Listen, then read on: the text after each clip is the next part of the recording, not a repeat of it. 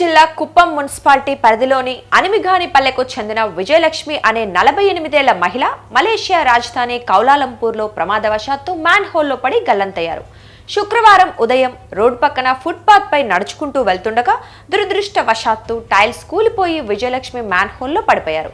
ఈ దృశ్యాలు సీసీటీవీ కెమెరాల్లో రికార్డయ్యాయి.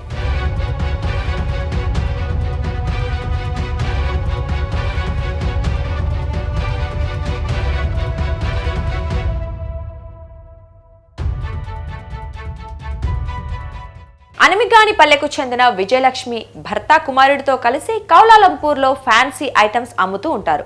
6 నెలలకొకసారి కుప్పం నుంచి పూసల దండలు వంటి ఫ్యాన్సీ ఐటమ్స్ మలేషియాకు తీసుకెళ్లి అక్కడ విక్రయిస్తూ ఉంటారు. కోవిడ్ తర్వాత మలేషియా వెళ్లిన విజయలక్ష్మి కుటుంబం 6 నెలల క్రితమే మళ్లీ వెళ్ళింది. కొన్ని రోజుల్లో వారు ఇండియాకి తిరిగి రావాల్సి ఉంది. ఇంతలోనే ఈ ప్రమాదం జరిగింది.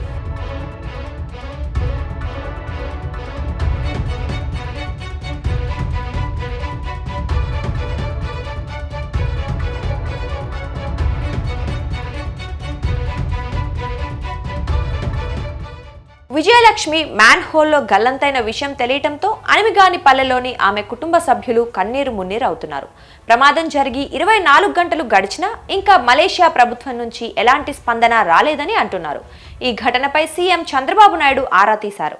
ఎమ్మెల్యే కంచర్ల శ్రీకాంత్తో ఫోన్లో మాట్లాడారు. కుటుంబ సభ్యులను పరామర్శించాలని ఎమ్మెల్యే శ్రీకాంత్ను ఆదేశించారు.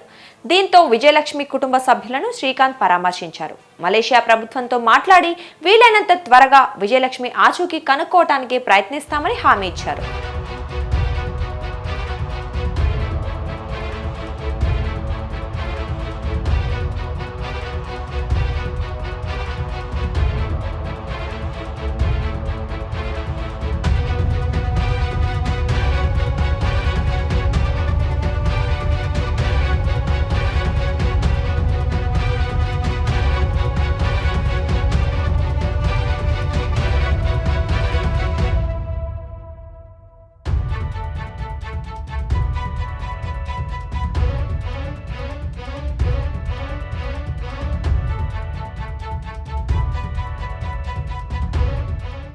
మా చెల్లి కూతురు నా కూతురు ఇద్దరు అద్దన స్నానం చేసేసి దేవుడు మొక్కేసి టిఫిన్ చేసేకపోయిండ్రి.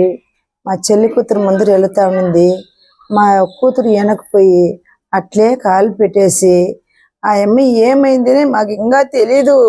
మీరు చూసి కనబడి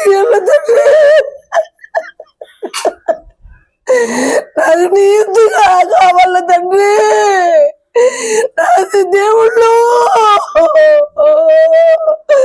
నా బిడ్డ లేదండి చెల్లిపోతాను తండ్రి, నా జీవితం ఉండదా తల్లేను స్వామి. మా అక్క పేరు విజయలక్ష్మి.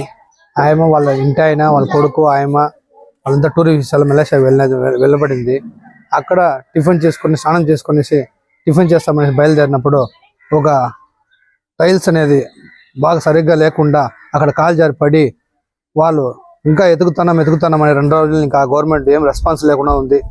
దీని గురించి ఏమన్నా మన గవర్నమెంట్ ఆహారం తీసుకోవాలనేసి రెస్పాన్సిబుల్లో చంద్రబాబు నాయుడు గారిని వేడుకుంటూ ఆయన ఎలాంటి మాకు వాళ్ళని తెచ్చి పెట్టాలని మరీ కోరుకుంటున్నాం.